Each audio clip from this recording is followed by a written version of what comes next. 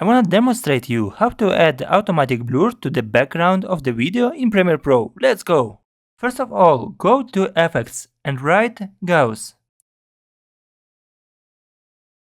Drag the Gaussian blur on the video. Following, move to the Effects control, go down to the Gaussian blur and select the Free Draw Bezier. Select the area where you want to apply the blur effect. Then select the mask path and press play. The system will automatically apply the blur effect on the selected area. Go to Blurriness and write 100. Press on the inverted. As you can see, we applied too much blurriness. Let's write 50. Perfect, everything is ready.